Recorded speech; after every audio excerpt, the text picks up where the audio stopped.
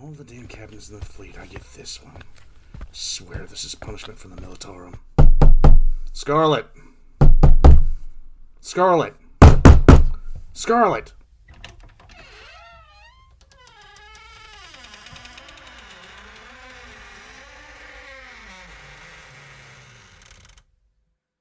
Oh man, it's 4 a.m. Fucking hell. PM. One letter off. What? I need the transmitter brought to full power. I'm overdue for a Voxcast Do and I come to your room at 4 a.m.? PM. The fuck ever. And start haggling you to do shit? By the throne, I need another Amasek. No, but 1, you're the captain of this ship. 2, you need a recap, not more liquor. And 3, you need to get some help for this alcohol problem. Yeah, I do. Help me get another Amasek and I won't have a problem. Turn off that light on your head, though. It's too damn bright. That's the light shining off my head. Heh. No wonder you wear a hat and all. Can you just turn on the transmitter? We should have a few lights flashing on your forehead all the time. We'd save so much power! Scarlet! Nope. Captain Verletta. Fine then, Captain Verletta. Can you please just turn on the transmitter so I can get to my Voxcast? Will it get you to fuck off for at least 2 days? At least. Fine. Fuck off! I'm not even gonna ask why she was dressed like a unicorn.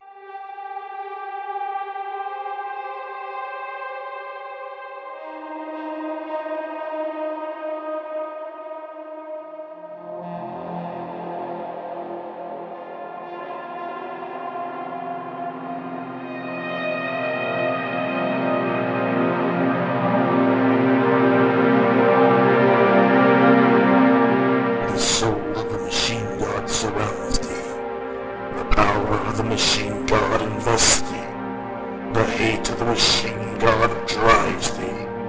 The machine god endows thee with life. Live.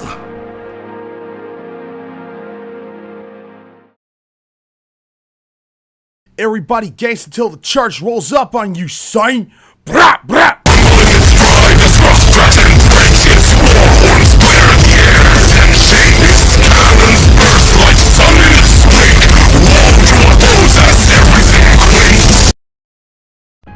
Titan.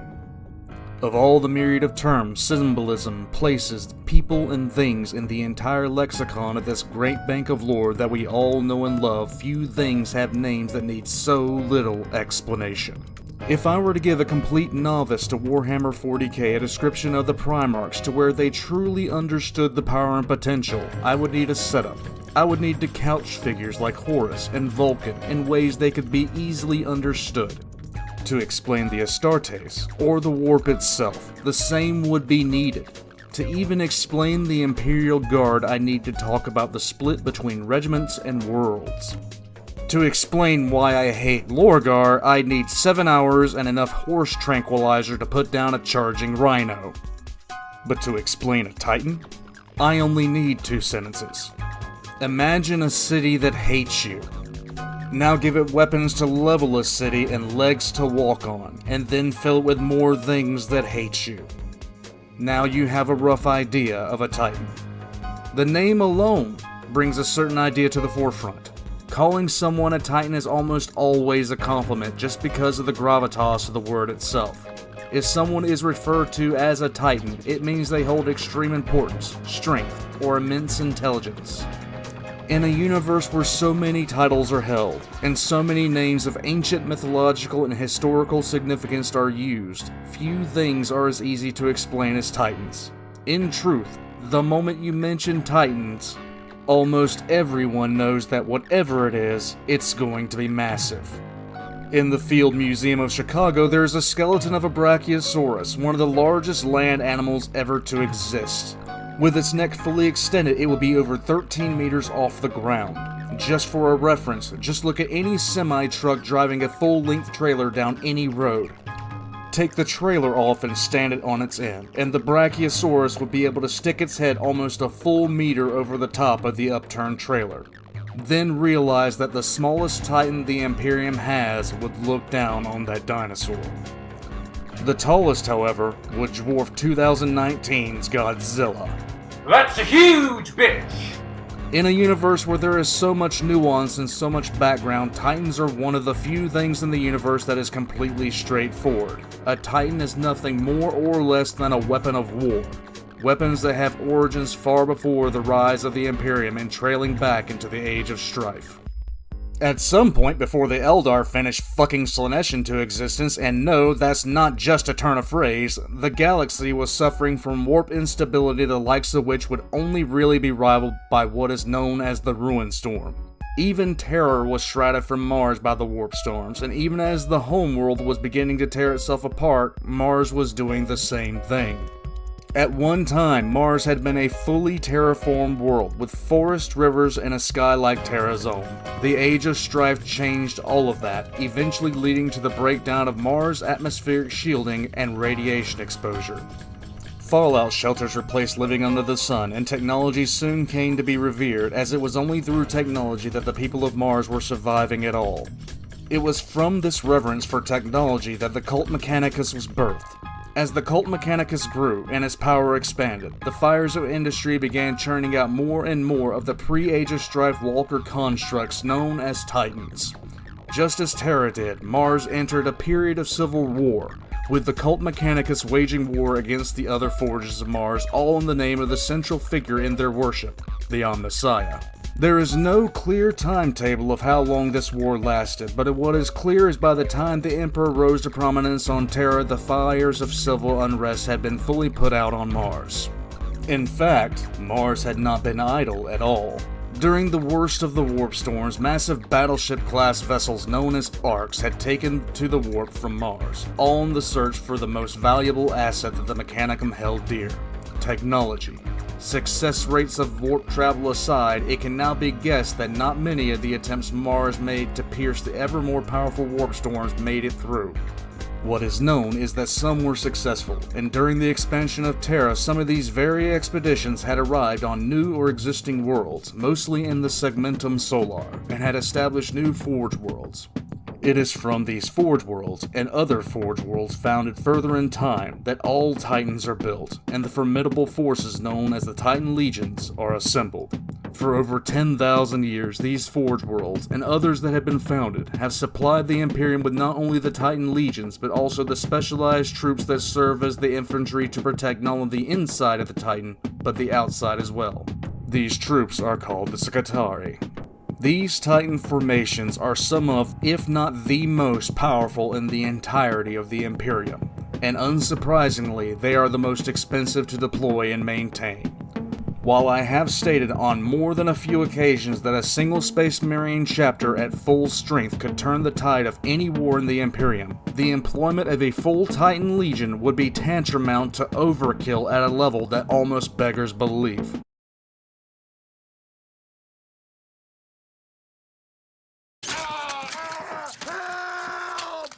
There's a cliff!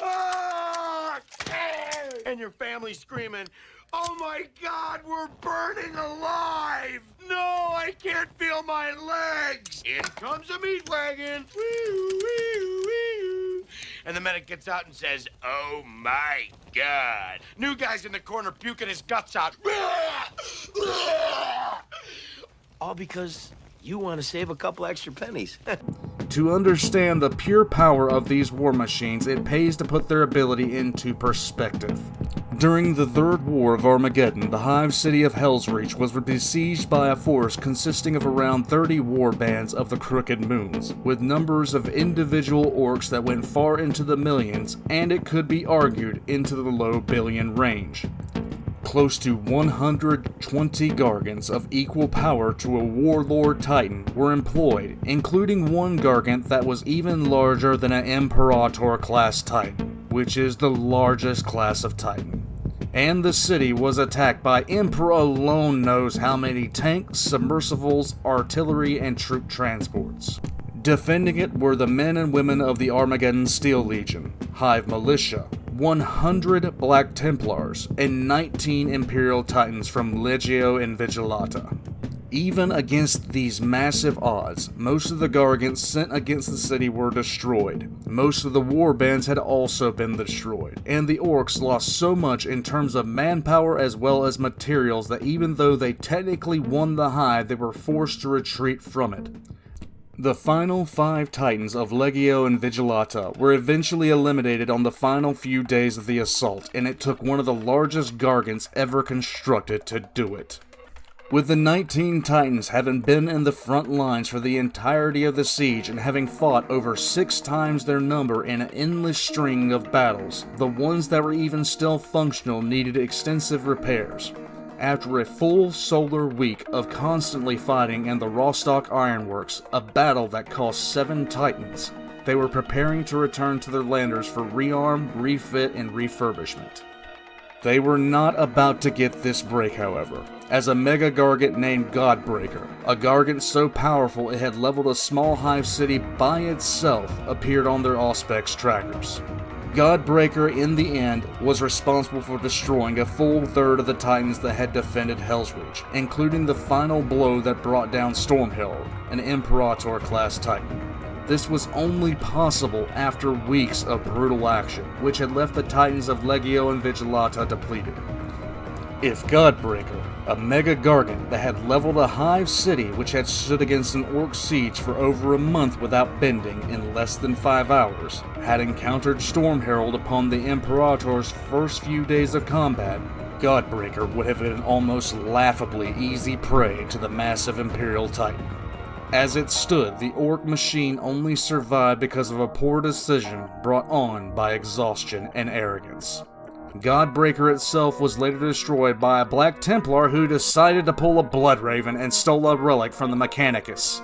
Be sure to lock the reliquary. And where did you come from? Oh, the door was wide open. 19 Titans of various size, with only a single Emperor-class Titan and at least half of them being Scout-class, had held out against 6 times their number and destroyed almost all of them.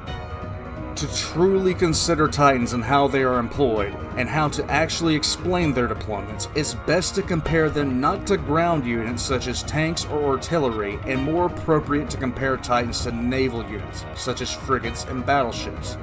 This comparison may seem strange, but it is entirely fitting. Naval vessels hold 3 major classifications: battleship class, cruiser class, and escort class. Likewise, Titans hold 3 major classifications: Emperor class, battle class, and scout class. This classification similarity also carries down to how these units are deployed, with deployments of Titans mimicking those of the fleet.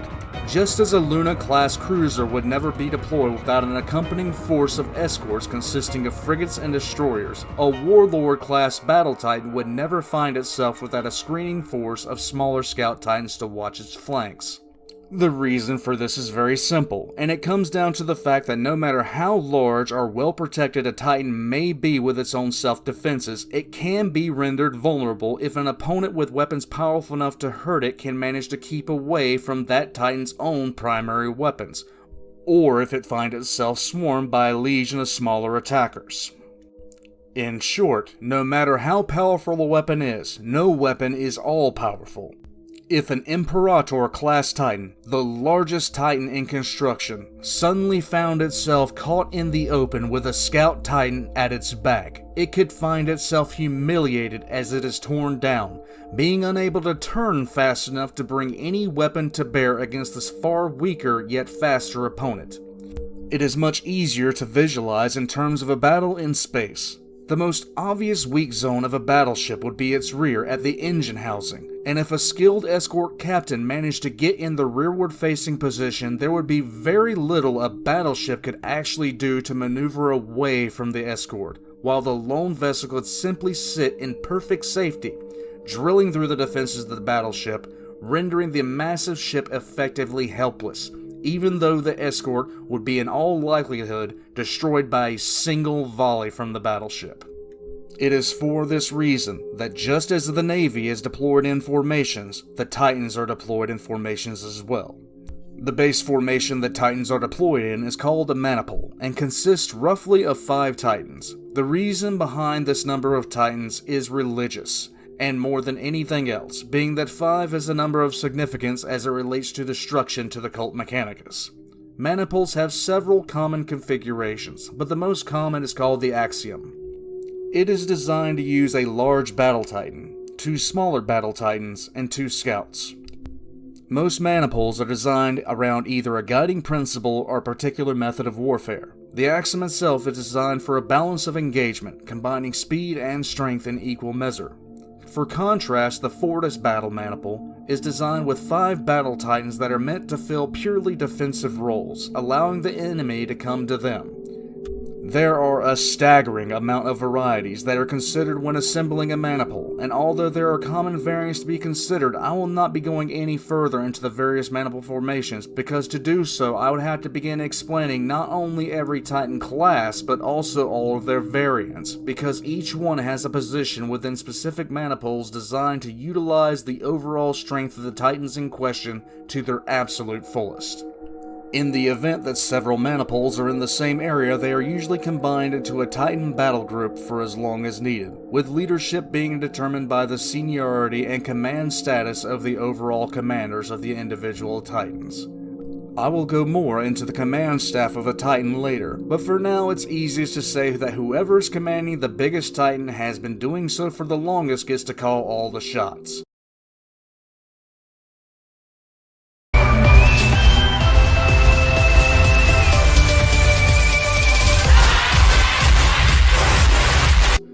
But one question that is often asked and is seldom answered: You ever wonder why we're here?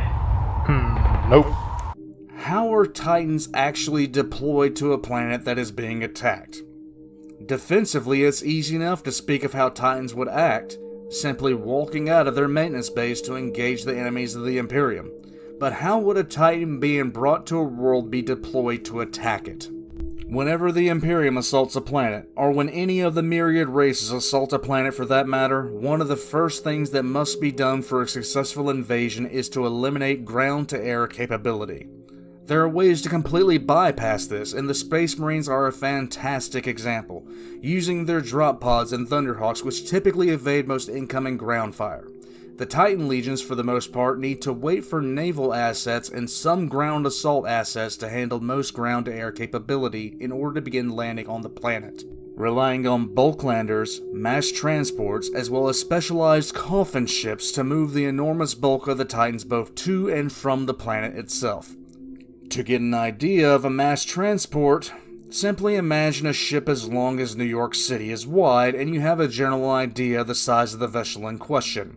With such a craft attempting to make planetfall, you'd want to ensure that naval assets and specialized squads eliminated the ground-to-air capability, because with the size of the landers in question, even a drunk chimpanzee high off mushrooms could reliably hit it with a crossbow while on a roller coaster. Apes win war! Apes together, strong! These ships are so large they can affect the weather patterns on a planet just by simply entering the atmosphere. So, for those of you all keeping track, there is option A, a heavy bulk lander which can comfortably fit a Titan. Option B, a city-sized mass conveyor that can carry multiple Titans. Or option C, a specialized craft called a coffin ship that is specifically designed to deploy an entire maniple or a single Emperor-class Titan, just a little more rapidly than normal methods. Then, of course, there's another option entirely. For those of you who have watched prior Voxcasts of mine related to the lore of this fantastic universe, you may recognize this term. For now, we are going to discuss the Lotara option.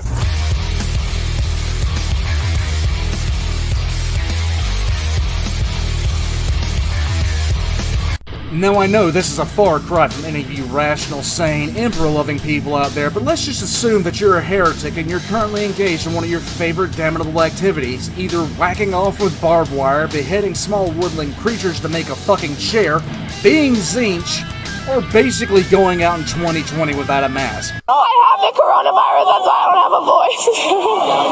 So clean the mic after this or you will get it. You're a happy heretic and you're helping other heretics just like you overthrow the local imperial government because you are an asshole.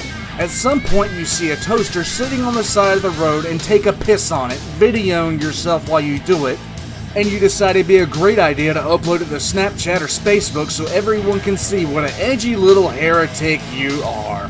And that, my little heretic bastard friend, is when you happen to look up and see this. This is a Titan drop pod. This is how the Mechanicus informs you that you're a massive asshole and shit just got real.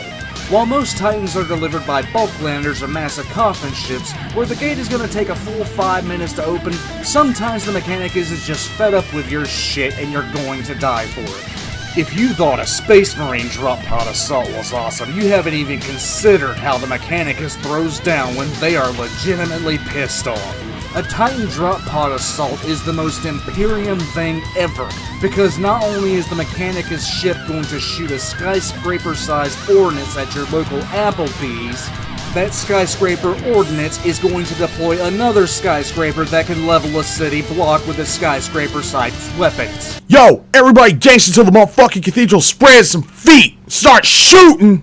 A Titan drop pod is essentially a huge service bay that encases the Titan and thrown down on a planet.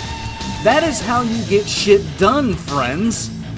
These massive drop pods hit the ground hard enough to throw an Astartes off the ground. Their sides pop off, and congratulations, it's a boy! Out strolls a 60 to 480 foot tall middle finger to everything you hold dear. What's that, I hear you say? It's not ridiculous enough for you? Well, let me introduce you to the Legio Astora, the only Titan Legion of the Imperium that uses teleportation to deploy.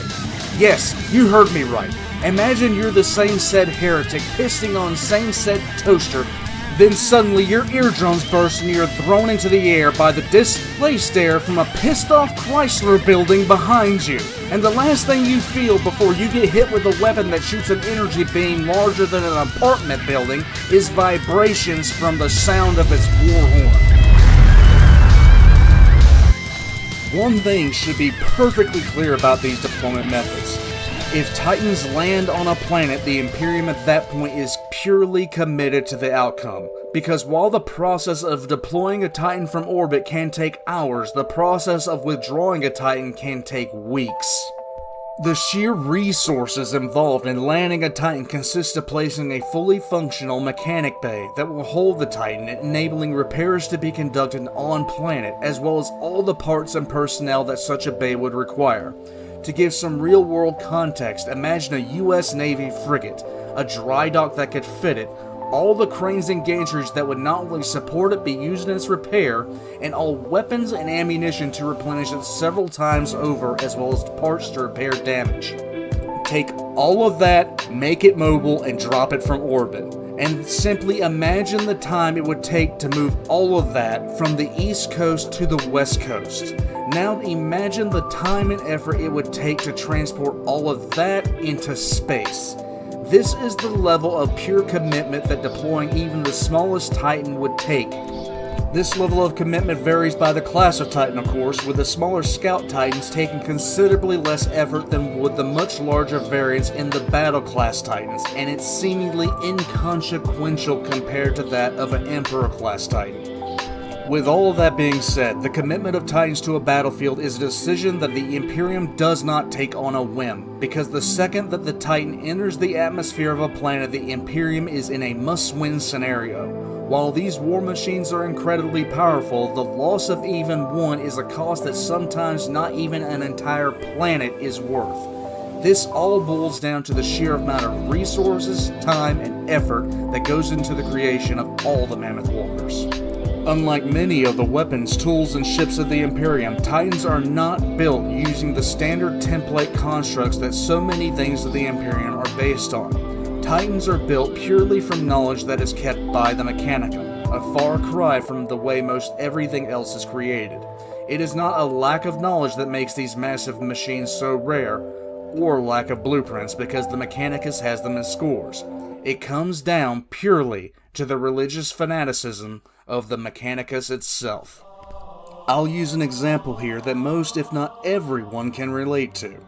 Go to any store and buy a piece of furniture that you yourself assemble. Let's use something easy in this example. A small bookshelf. 2 sides, 3 shelves, and a kickboard. Let's be generous and say it has 16 screws to mount 8 brackets.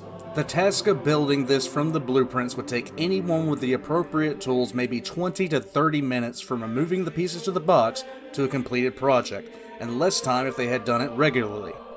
Now let's introduce the religious fervor into building this same bookshelf of the Mechanicus. First, you must say a prayer to remove the pieces from the box. Secondly, you need incense to bless the materials. After that, pray over the drill and cleanse it with sacred oils.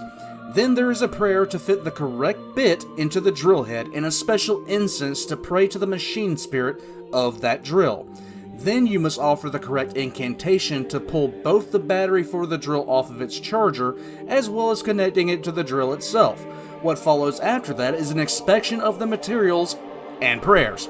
Then we have prayers, incense, and oils for every screw and bracket to be used in the construction. None of this is an exaggeration. This is how they build Titans. Extrapolate that scenario upwards the orders of magnitude for a fully functional machine with complex computer systems and weapon systems, and you start realizing why Titans take so long to build. The construction of a Titan is nothing short of a religious experience for the Mechanicus, so much so that even the materials used are highly scrutinized. Every part, every panel, from the plates on the feet to the solder used to fuse circuits, is checked, double-checked, and triple-checked to ensure that nothing but the most purest of materials goes into the building of the giant walkers. Every installation comes with its own list of required ceremonies, incense, and blessings. It is this focus on the religious aspect that can make the construction of an Emperor Titan last well over a few centuries, whereas if it were done purely mechanically, it would only take a few years. The Mechanicus sees Titans as the greatest physical representation of their god, and even the ecclesiarchy cannot hope to match their religious fervor in most cases. If the Mechanicum zealotry were to be put aside for even 200 years, the Imperium would most likely be able to place a full maniple of Titans on almost every strategically important world as a garrison, and most likely triple the current number in use in any wartime scenario. And now we have to discuss the concept of something so ingrained in human society that it simply cannot be separated. It is another thing that the Emperor would have rather never spread across the galaxy, but he allowed for the sake of convenience. Shameless plug for the Mistakes of the Emperor series.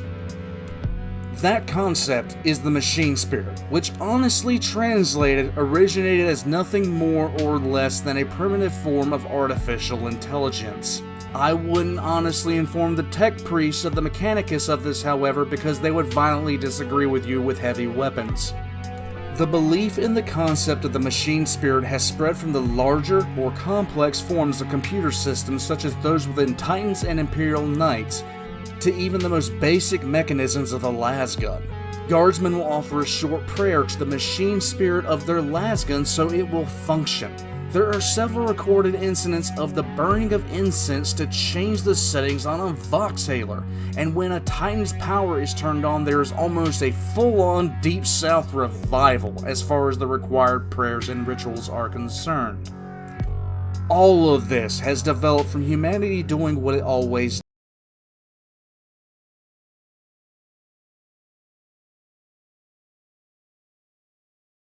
The anthropomorphizing of inanimate objects that we hold distinct familiarity with and associating traits with non-existent feelings or emotions.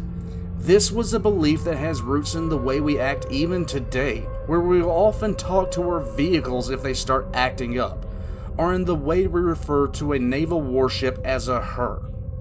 With the implementation of highly advanced computer systems that can autopilot as well as provide threat recommendations as well as a myriad of other functions, it only makes sense that a highly religious organization such as the Mechanicum would take the next step in the train of logics that their beliefs flowed down. The fact that a highly advanced combat computer directly interfaced with the brain of a pilot would be drawing attention to the threat parameters is not just the program working as intended. It is in fact the powerful machine spirit of the Titan that wishes to engage the enemy. The rush of emotion coming from the control of the Titan as it moves down the street for the first time isn't the sensation of the pilot in the Mechanicum's eyes, it is the machine spirit glad to be moving again. In truth, most actual things classified as machine spirits are actually artificial intelligences at about the same level of intelligence as a dog, able to carry out simple orders and commands, but the assignment of personality and emotion to these advanced systems are a religious creation and not much else. There is a distinct reason why advanced forms of AI that are truly self-aware are banned throughout the Imperium, and it is because typically when a system becomes self-aware, it generally attempts to wipe out humanity as quickly as possible, usually for the purpose of self-preservation. We see this with the only Titan that came with its own STC, the Castigator class, which instantaneously viewed humanity as an existential threat to itself. There are instances recorded of the machine spirit of a vehicle continuing to function well beyond its design parameters, as well as equipment acting very strangely if the correct prayers and rites are not carried out. This stems from another constant of the Warhammer universe. Belief in the 40k universe is a massively powerful thing. And so many people have believed in machine spirits for so long that quite literally the masses of humanity in their faith may have simply willed them into existence. I know what some of you are thinking, and you're absolutely correct. The truth of the matter is that machine spirits are actually demons that have been prayed into existence and function exactly as they are believed to. Even fully built, armed, and with the most aggressive machine spirit known to exist, there is still one component that the Titan requires: crew. And this crew radically changes in size the larger the Titan in question gets. Smaller scout Titans can be crewed by as little as 5, with a supporting group of upwards of 4 servitors. The largest will have a crew of hundreds, as well as a garrison force of Scutari to repel boarders. Aside from the tech priests and adepts you will normally find on board a Titan to ensure the systems continue working at peak efficiency, the ranks on board a Titan's command staff are surprisingly straightforward. Aside from a chief engineer on larger Titans, there are only 2 other primary officer roles. Both of these roles differ drastically from the other roles on board a Titan, primarily because these roles are the only ones who physically interface with the Titan itself. The second most senior in rank is called a Moderate, and there are usually 2 assigned on every Titan to this role. The Moderate's primary responsibility is to oversee certain tasks and orders, such as the firing of weapons and the orders to subsections of the Titan itself. One of the most common ways the Moderate will interface is via the weapon systems or the motive system, being able to monitor the needs and status of these subsystems. These crew members are sometimes in grooming to be promoted to the status of commanding their own Titan, but in many cases these officers will never be promoted to that status, or if they are given command of a Titan, it's usually one of the smaller ones in the scout classes. While they are in truth connected to their assigned systems more closely than the overall commander of the Titan, they don't have the deeper bond that the commander does with the Warwalker. The commander of every Titan, from a Scout Titan to the Imperator class Titan, is called the princeps. The princeps interfaces directly with the advanced computer, aka the machine spirit, of the Titan. And only 1 in perhaps 10 million will be able to command a Titan at the most basic level, and far fewer still will be able to get through the training process required. Most aspiring princeps who attempt to interface with a Titan will be driven completely insane on the first try. And the truth of the matter is that everyone who interfaces with a Titan long enough will lose their sanity. It is only a matter of time. So basically I'm trying to find something funny about losing your mind. There's something that makes you lose your head. And I can't find anything right now, so I'm just trying to get through this. I've been at this for 20 hours almost. What do you think would be a good thing for losing your shit? Like your face.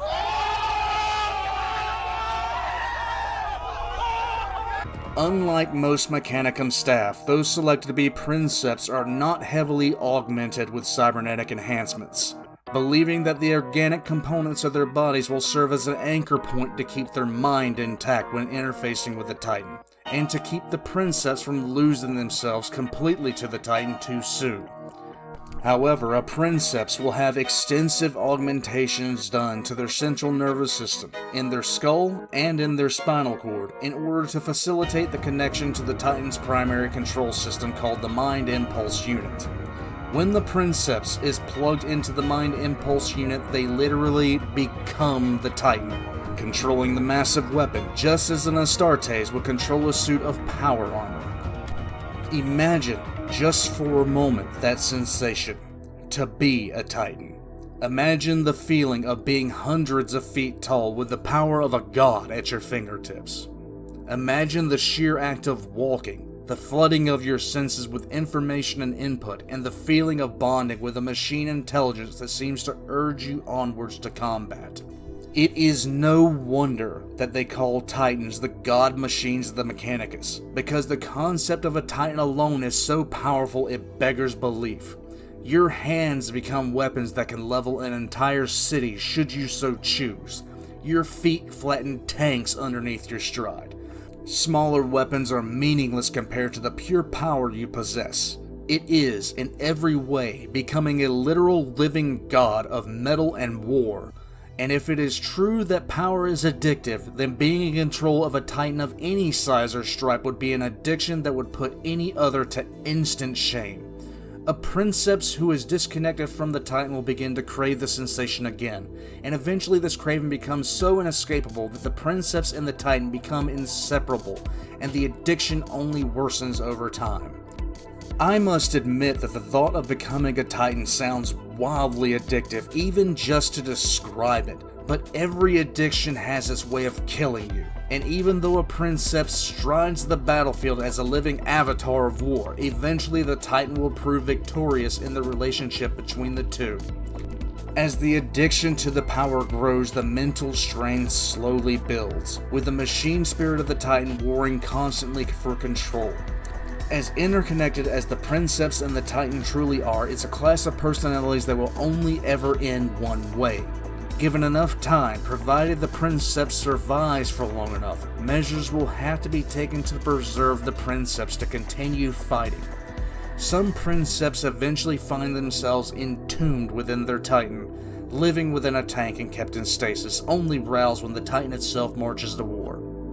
Their hands, feet, and eyes, rendered useless, will be removed, replaced with augmetics to further the connection to the Mind Impulse Unit. It is at this point that Titan and princeps are truly one, body and mind truly connected, sharing everything. The princeps withers completely, becoming nothing more than an organic husk. At this point it simply becomes a matter of time. The princeps will die in the tomb of their own making, either from combat or losing their sanity finally to the ever-present gnawing of the Titan's machine spirit.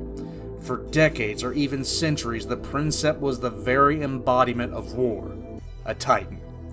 And there are only three threats to a Titan: folly, hubris, and another of its own kind.